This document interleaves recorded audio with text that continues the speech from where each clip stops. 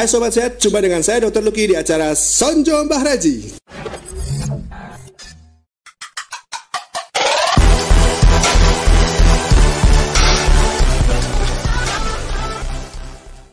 Hai, halo apa kabar Sobat Sehat? Jumpa dengan saya lagi, Dr. Luki di acara Sonjo Mbah Raji. Ya, jadi seperti biasa, acara ini berisi obrolan santai seputar edukasi, kemudian inspirasi dan informasi layanan medis, kesehatan, dan kita juga membahas isu-isu yang lagi hangat di masyarakat, isu-isu kesehatan tentu saja ya. Dan seperti biasa, kita menghadirkan narasumber yang ahli di bidangnya. Hari ini mungkin agak sesuatu yang berbeda karena kita semua pakai masker karena kita membatasi adanya penyebaran COVID melalui udara. Apalagi kita di kabin siar yang notabene cukup terbatas, dan kemudian ada air conditioning ya, yang hanya udaranya bersirkulasi dalam. Kemudian narasumber kita juga beliau concern terhadap penanganan COVID ya. Kita menghadirkan dokter ahli di sini, Dr. Pramavita Nurjuni Eva, spesialis THT KL. Selamat pagi dokter. Selamat pagi dok. Ya, apa kabar dok? Sehat? Alhamdulillah, semoga kita semua juga tetap sehat. Oke, baik. Selama pandemi ini. Ya, sip. Dokter, saya bisa panggil apa nih? Dokter Eva atau Dokter Prama? Dokter Eva saja ya. Oke, baik. Dokter Eva mungkin bisa cerita dok, aktivitas dokter sehari-hari itu apa? Dokter kan dokter THT KL ya. Jadi THT itu kalau masyarakat mungkin biasa dengar, oh ini dokter ahli penyakit telinga, hidung, tenggorokan, dan ada KL-nya. KL itu apa tuh? Kok mungkin ada beberapa orang yang belum tahu dok. Baik, terima kasih Dokter Luki. Sebenarnya memang belum awam ya penambahan KL ya. KL sendiri singkatan dari kepala leher. Jadi kolegium kami yang baru itu menambahkan THT KL karena kita tahu sendiri bahwa organ telinga, hidung, tenggorok itu berada di kepala ya. Lalu sangat berhubungan dengan banyak organ juga di daerah leher. Sehingga yang penamaan yang baru sekarang THTKL. THTKL ya. Dulu saya pernah dengar loh, istilahnya kalau di seminar-seminar atau di acara simposium ya, atau misalnya semacam webinar gitu, selalu diperkenalkannya dokter ahli bedah kepala leher ya kan. Ada yang menyampaikan ada bedahnya. Berarti ahli bedah-bedah. Kok saya jadi ngeri dok? Ya sebenarnya penambahan saja dok, karena untuk kasus-kasus tertentu di bidang THT itu kan kita ada subonkologi juga ya, mereka juga melakukan tindakan pembedahan juga beberapa organ di leher juga di kepala, sehingga ini untuk menguatkan saja bahwa kita juga ada kompetensi untuk melakukan tindakan operatif di daerah kepala dan leher ya. Oke, baik. Ya. Wah, hebat juga. Saya selalu kagum kalau ada dokter cewek yang ahli bedah-bedah ya. Oke dok, mungkin dokter Eva bisa cerita aktivitas sehari-hari di Rumah Sakit Umum Dr. Suraji Tirtonegoro sebagai dokter THT, apa saja dok aktivitasnya dok? Baik, sebenarnya ya saya sebagai dokter fungsional ya di sini, masuk dalam KSM THT-KL. Ya kami seperti kebanyakan dokter yang lain ya, Senin sampai Jumat kami ada pelayanan ya, poliklinik buka terus ya. Ya, lalu pelayanan di kamar operasi, terus visitor seperti itu dok. Iya, berarti pelayanan tetap ada ya dok ya? Tetap ada. Aman dok? Masyarakat kalau datang aman, karena dokter THT KL itu masyarakat mikirnya, wah ini dokter yang ahli nge-swab ini, jangan-jangan nanti aku ke rumah sakit malah nanti aku kena ketularan sama dokternya nih, gimana dok? Insya Allah aman. Aman ya? Kita tahu sendiri kan rumah sakit kita juga sudah cukup aman ya, menerapkan protokol kesehatan dengan baik juga. Dan untuk THT sendiri kami juga untuk tenaga kesehatannya kita juga sudah melindungi diri juga. Untuk pelayanan poli kita minimal level 2 sesuai dengan alat pelindung dirinya ada level 2 ya. APD-nya level 2 sesuai dengan instruksi juga dari kolegium kami ya. Ya baik. Jadi masyarakat yang datang pun merasa aman ya harusnya ya. Karena dokternya pun juga sudah membekali diri dengan alat pelindung yang cukup baik ya, cukup optimal gitu. Dokternya sendiri ada banyak ya dok ya. Kalau dokter THT artinya nggak cuma 1-2 dokter kan. Di kita ada berapa nih dokter THT-nya? Untuk KSM THT KL kita ada 4 dokter. Ada 4 ya. Ada Dokter Arif Purnanta sebagai KKSM, Dokter Arif Budiwan, Dokter Budi Santosa, dan saya sendiri. Dokter Eva. Oke. Kalau masyarakat datang merasa aman, cukup merasa aman ya. Artinya mungkin ada tips dok buat masyarakat yang mau datang ke rumah sakit periksa ke dokter THT. Aman. Untuk tips-tips sebenarnya kalau menurut saya untuk di Suraji sendiri kita sudah cukup aman ya dok ya. Sudah cukup aman ya, nggak ada masalah. Dari awal memang sudah ada screening, lalu saat masuk juga sudah dibatasin ya. Jadi ya, kalau ada petugas THT sendiri kan saya rasa sama semua, satu pasien satu pasien satu penunggu ya. Satu pasien didampingi satu pengantar gitu ya. Lalu kalau untuk THT sendiri kami pisahkan ya. Kalau untuk masyarakat yang dewasa dengan anak itu untuk tempat antrinya kita pisahkan. Jadi yang dewasa kami sediakan di depan, lalu yang untuk anak-anak kami sediakan di belakang. Jadi berbeda, kami bedakan. Sehingga cukup kami rasa ya untuk meminimalisasi risiko ya terpapar satu sama lain antar pasien itu kita sudah persiapkan sampai seperti itu ya. Mungkin ada masyarakat juga yang bertanya-tanya nih dok, kalau misalnya saya ke rumah sakit, saya punya keluhan yang saya curiga nih, jangan-jangan saya kena COVID nih, ya kan? Itu sebaiknya kemana? Ke dokter paru-paru atau ke dokter THT? Karena kan gejalanya sama tuh dok, ya kan? Ada yang gejalanya kayak orang flu misalnya gitu. Untuk selama masa pandemi ini dok, kalau misalnya ada pasien bergejala, itu diarahkannya bukan langsung ke poli THT, biasanya langsung ke poli PIE. Ada poli khusus ya dok ya? Poli khusus untuk screening ya, screening pasien-pasien COVID. Jadi kalau memang bergejala, ada demam, batuk, demam tinggi ya, terutama demam tinggi, batuk, pilek, biasanya langsung diarahkan ke poli PIE. Tidak langsung ke poli THT maupun poli PIE. Kalau gejala COVID sendiri apa dok? Kan dekat-dekat juga dengan organ-organ THT ya. Gejala-gejala COVID mungkin kita sekedar sembari merefresh ya, menyegarkan kembali buat masyarakat, biar teman-teman juga mengingat kembali.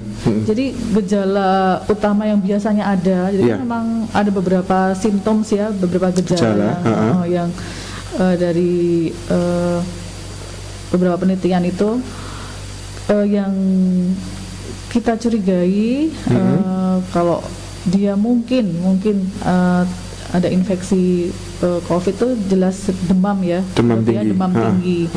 Lalu batuk dan sesak nafas.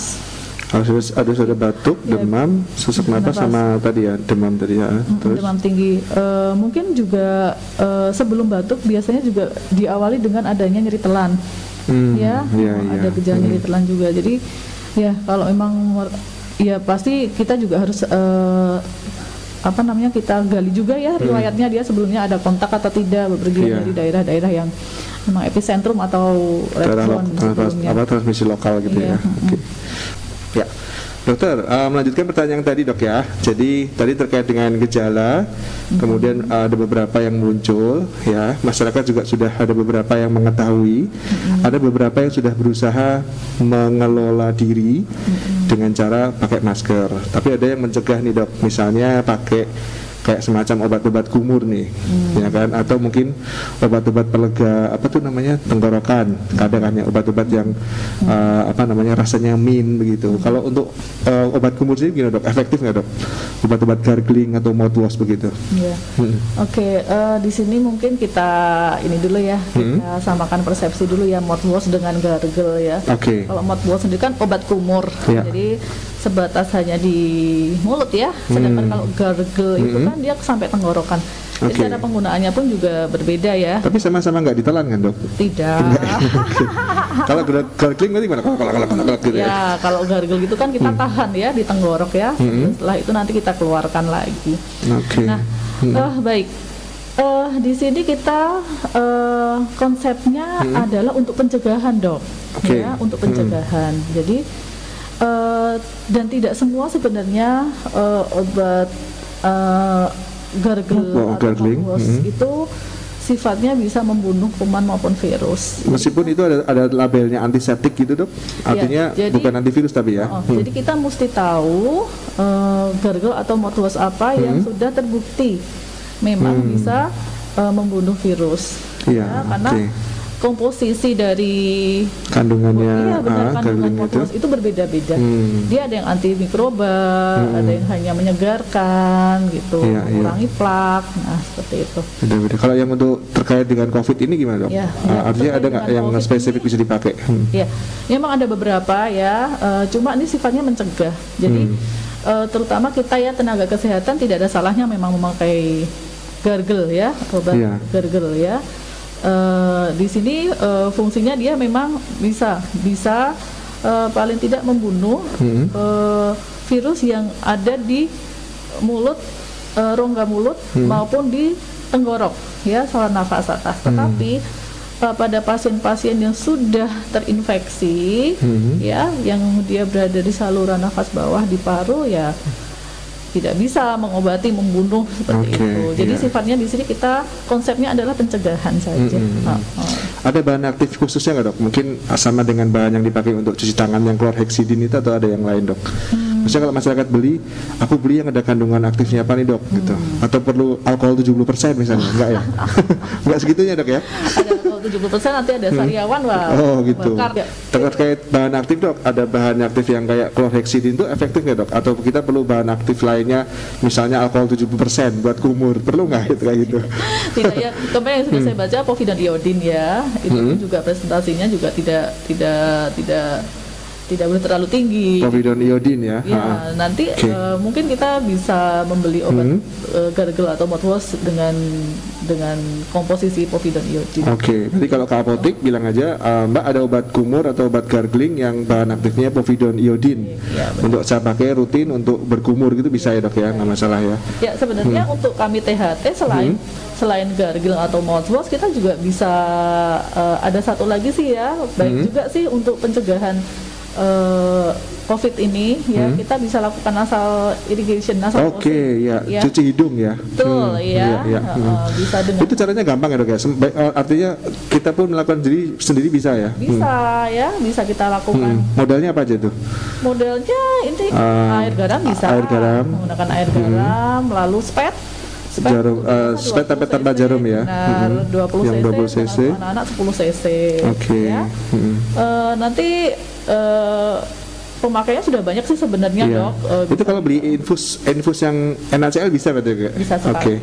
Infus dari 500 cc itu nanti kita taruh saja di mangkok atau di gelas bersih. Di gelas bersih. Kita disedot pakai hidung benar dengan spet. Bisa 20 cc atau 10 cc. Setelah itu kita kalau misalnya mau membersihkan hidung yang sebelah kanan miringnya ke kiri. Agak miring ini ya kira-kira ya. Jangan lupa dok, nanti tengah ada gini dokter masuk semua. Berarti mulutnya sambil dibuka ya dok ya, kira-kira gini ya. Gitu ya. Agak menunduk kepalanya lalu miring. Dimiringkan kepalanya begitu. Itu juga bagus dok. Itu sekali semprot aja atau maksudnya misalnya spet 20 cc diisi penuh gitu ya. Terus kita bisa berkali-kali. Bisa berulang-ulang. Iya, ini fungsinya sebagai preventif juga sih. Juga dan mungkin bisa kita terapkan di era new normal ini juga ya dok ya. Betul. Artinya itu nggak harus resep ya dok ya, bisa beli di apotek juga ya. Ada juga yang kemasan paten juga ada. Ada merek khusus untuk cuci hidungnya.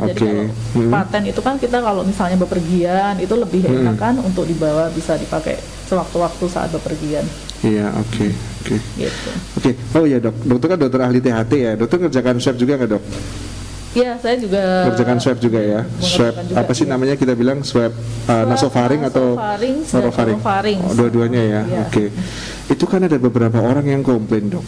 Artinya lebih ke arah kurang nyaman, bahkan ada beberapa yang berdarah.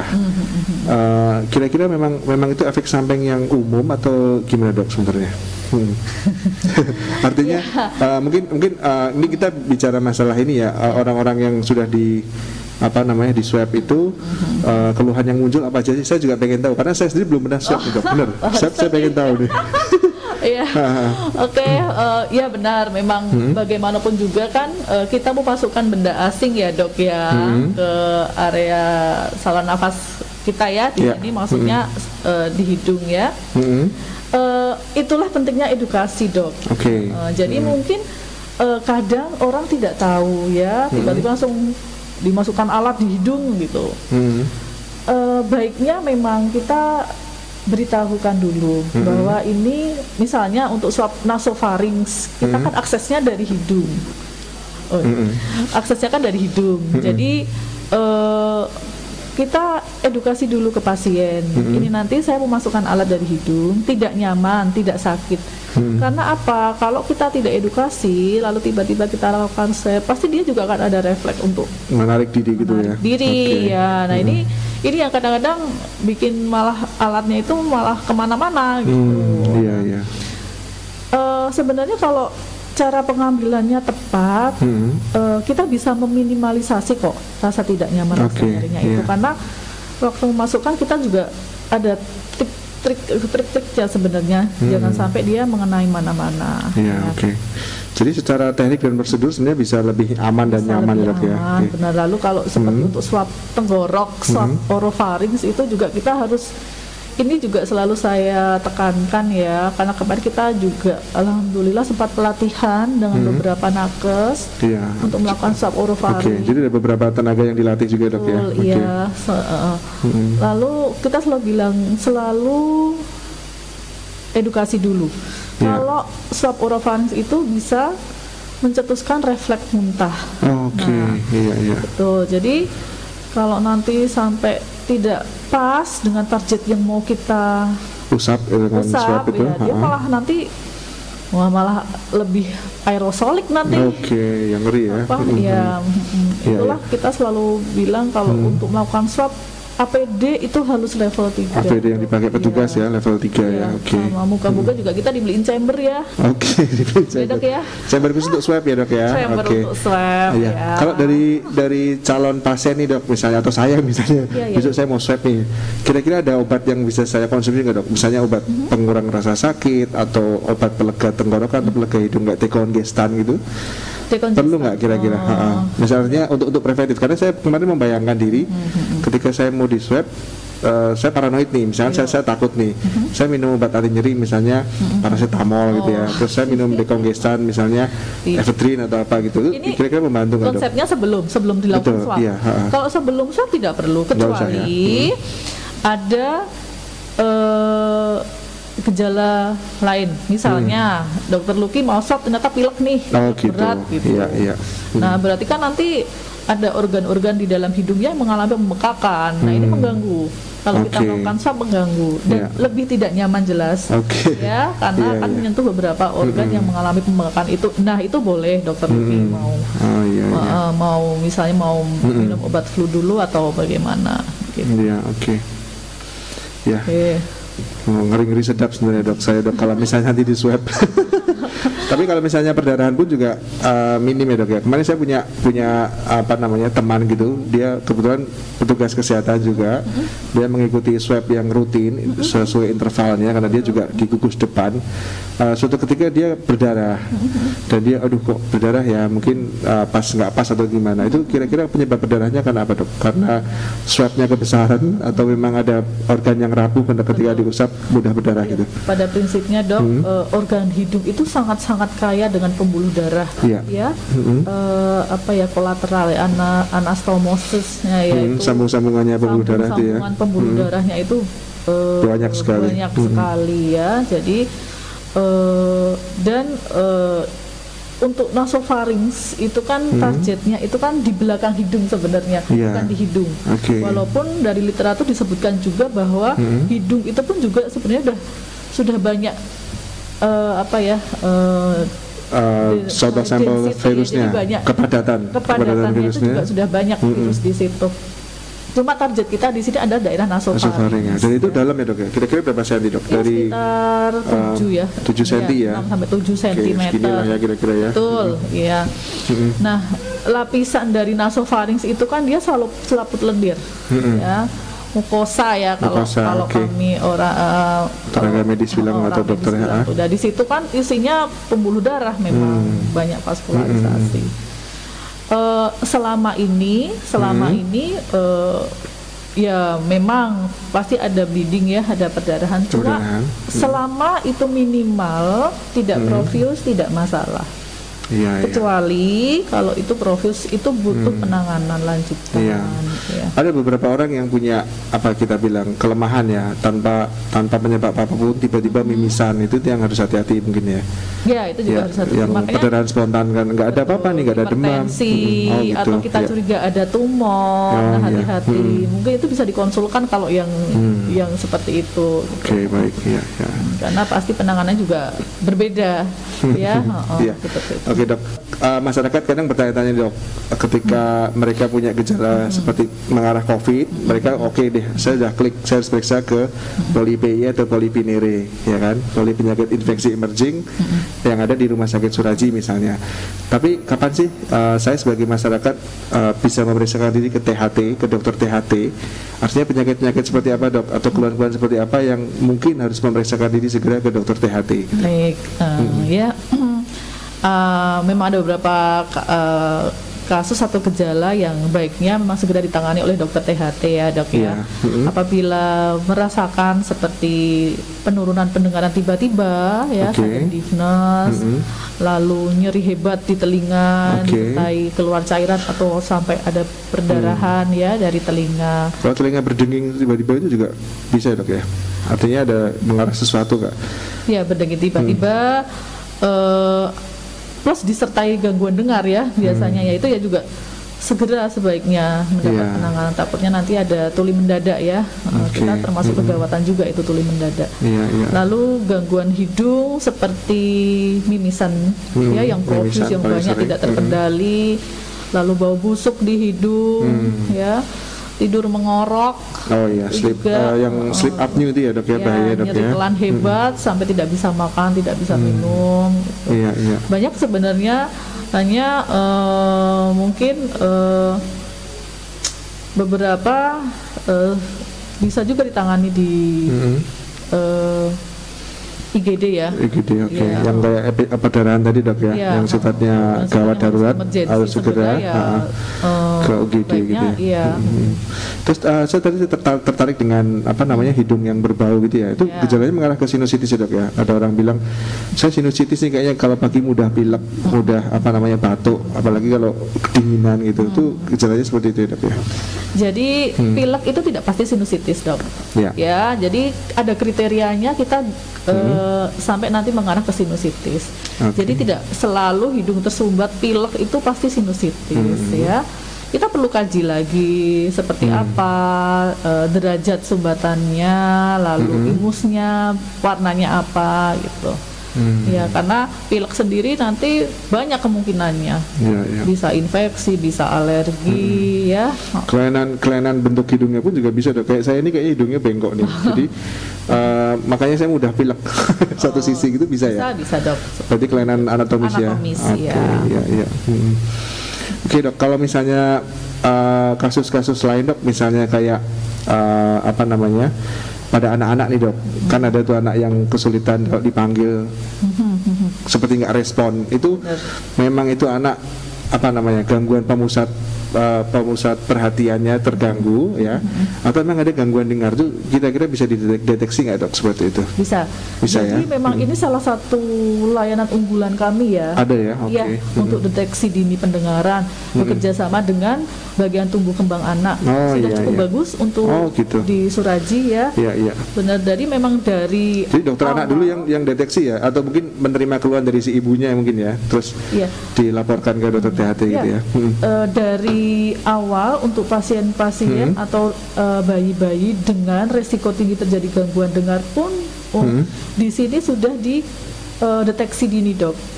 Jadi kita punya auto acoustic emission OAE, maksudnya untuk screening pendengaran awal.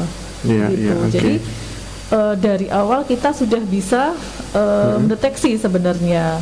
Nah, kalau misalnya nanti untuk anak-anak yang lebih besar dengan speech delay ya istilahnya ya, jadi gangguan bicara tertunda itu ya, perkembangan bicara ini nanti kita di sini juga ada BERA, ada pemeriksaan BERA dan ASSR. Kebetulan di Klaten alhamdulillah baru ada kita ya ini. Oh gitu ya, luar biasa. Baru ada Suraji yang bisa mengerjakan. Jadi unggulan memang untuk neurootologi di KSM kami itu alhamdulillah sudah bisa mengerjakan dan OAE, BIRA ASRR sudah bisa dapat. Oke dok, ada beberapa prosedur ternyata ya. Mungkin prosedur lainnya bisa disebutkan dok untuk tambahan informasi dok. Artinya yang biasa sering dilakukan atau mungkin yang juga sedang diunggulkan ini selain BIRA sama OAE tadi. Ya seperti yang saya sebutkan tadi sih dok ya, ada OAE, lalu ada BIRA tadi. BIRA ASRR, timpanometri kita juga sudah bisa, lalu mastoidektomi kita sudah mulai mengerjakan juga mastoidektomi, jadi operasi khusus telinga ya. FES, functional endoscopic sinus surgery, jadi operasi sinus endoskopik kita juga sudah mengerjakan. Ya, lalu di poli kita juga sedang dilengkapi dengan nasoendoskopi juga, jadi bisa kita mendeteksi ya kelainan-kelainan hidung dengan endoskopi, jadi dengan kamera. Pernah ada dok, pernah nangani kasus cancer dok, kan KNF misalnya kanker nasofaring itu dok? Banyak juga. Ada ya? Banyak juga di sini untuk kasus-kasus keganasan di bidang THTKL ya. Terbanyak memang KNF ya. Aduh, bisa diradiasi dok, dok. Bisa bagi-bagi ya dok. Iya. Oke. Ya baik. Kira-kira gini dok, saya ada beberapa yang mau ditanyakan lagi dok. Jadi mungkin sekedar refreshment aja dok ya. Ada beberapa bacaan di literatur terkait COVID itu terkait dengan hilangnya kemampuan menghidu, membau ya, atau ada juga yang mengalami gangguan pengecapan. Itu dokter pernah jumpa juga nggak? Artinya mungkin ini harusnya ke polipinere nih, tapi ketika di screening ditemui dokter, loh ini kok kayak ke COVID ya gitu misalnya. Artinya gejala-gejala itu muncul nggak? Kan tadi dokter bilang di awal demam, batuk pilek, sesak napas, tapi ini ada 2 tambahan yang mungkin beberapa bacaan menyebutkan seperti itu. Memang pernah ada literatur yang menyebutkan ya gejala lain dari COVID ya, untuk di bidang THT itu ada anosmia. Kebetulan selama saya berada di poliklinik, jadi belum pernah menemui dok, belum pernah. Tapi memang ada beberapa